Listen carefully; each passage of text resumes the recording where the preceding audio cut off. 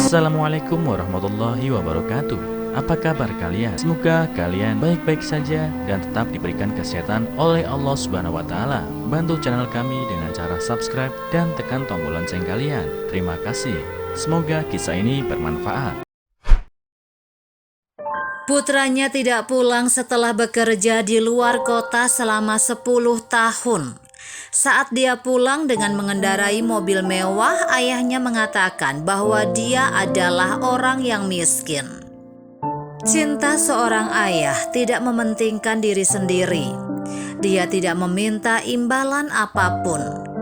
Menjadi ayah adalah sebuah perasaan indah yang bersemayam di dalam hatinya yang tidak terlihat. Di jalan raya, Ding Chongwei mengendarai mobil mewah dalam perjalanan pulang. Tiba-tiba ponsel di sakunya berdering dan dia bergegas untuk menjawabnya. Terdengar suara ibunya di telepon. "Nak, berapa lama sampai kamu pulang? Besok adalah hari ulang tahun ayahmu yang ke-60. Apakah kamu bisa datang?" Ding Chongwei berkata, "Bu, jangan khawatir. Aku akan pulang sebelum makan siang besok." Mendengar tawa ibunya melalui telepon, Ding Chongwei merasa sakit di hatinya. Dia berbisik ke telepon, "Bu, maafkan aku. Sudah 10 tahun kita tidak bertemu. Aku merindukanmu." "Senang rasanya kamu bisa kembali. Ayahmu sebenarnya sangat merindukanmu dan menantikan kedatanganmu kembali setiap hari. Hati-hati di jalan, Nak," kata ibunya. Ding Chongwei memberikan ciuman 2 kali dan setelah menutup telepon, air mata mengalir dari sudut matanya. 10 tahun yang lalu, Ding Chongwei yang berusia 17 tahun putus sekolah tanpa memberitahu ayahnya. Ketika ayahnya mengetahuinya, dia menamparnya dengan marah, namun dia berkata pada ayahnya, "Ayah sangat keras kepala.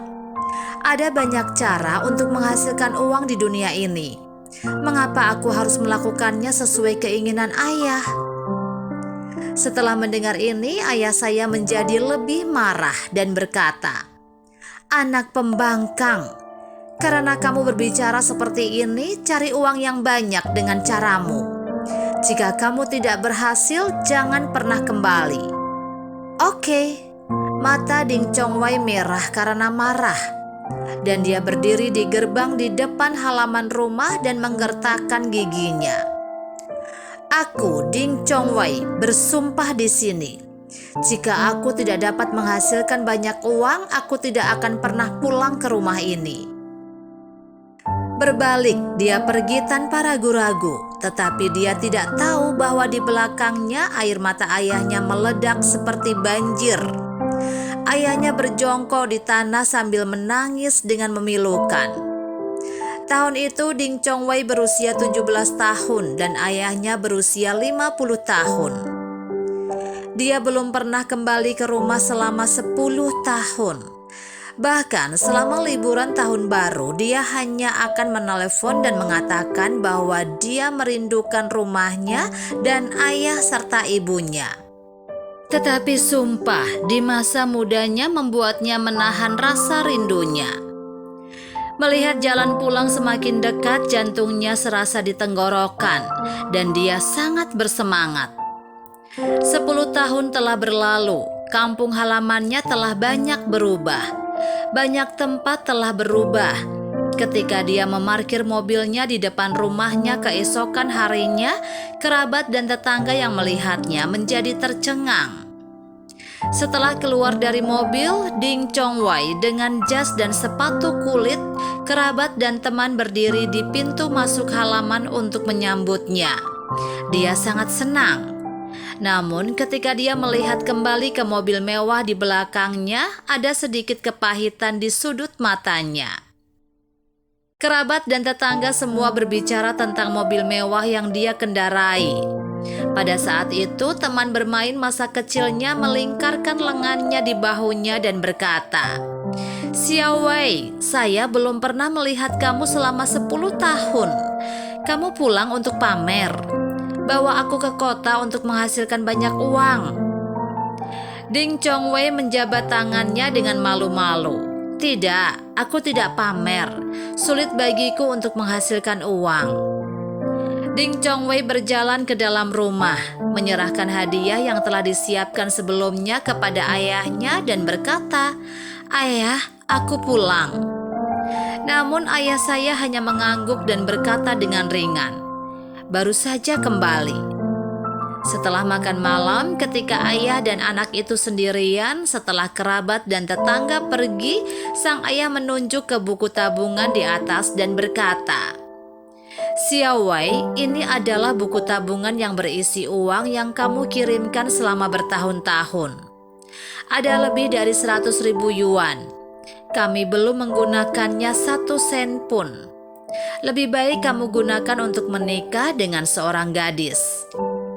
Ding Chongwei tercengang dan menjawab, "Ayah, aku punya uang sekarang, jadi aku tidak kekurangan. Sedangkan untuk pernikahan..." Sebelum kata-kata itu selesai, ayah saya menyela, "Jangan berpura-pura.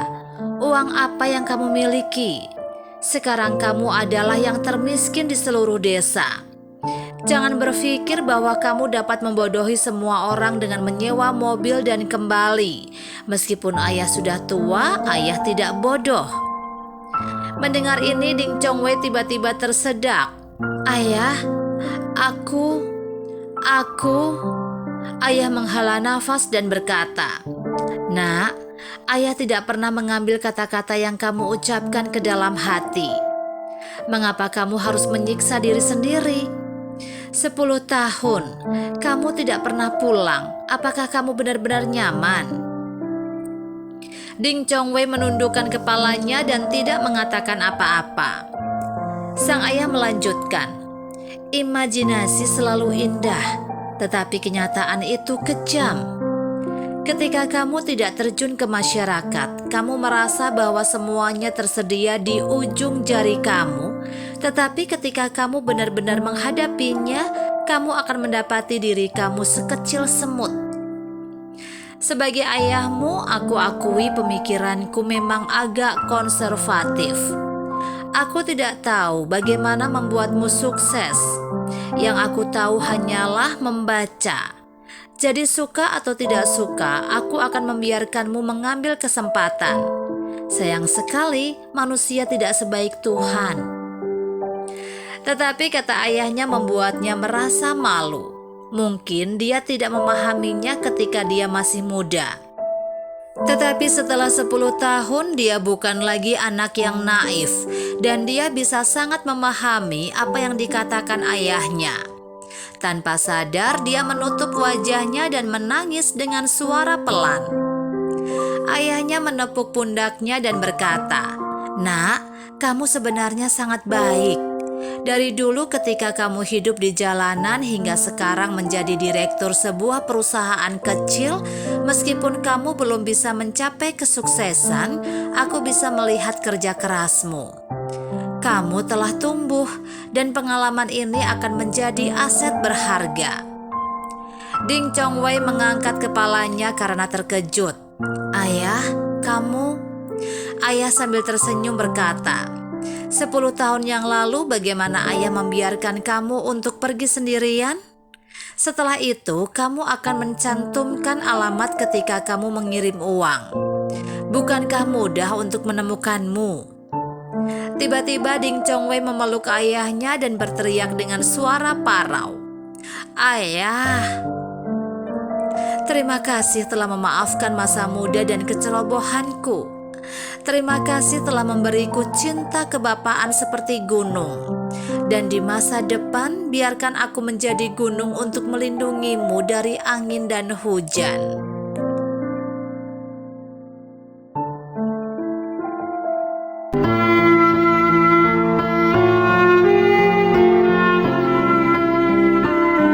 Assalamualaikum warahmatullahi wabarakatuh. Apa kabar kalian? Semoga kalian baik-baik saja dan tetap diberikan kesehatan oleh Allah Subhanahu wa taala. Bantu channel kami dengan cara subscribe dan tekan tombol lonceng kalian. Terima kasih. Semoga kisah ini bermanfaat.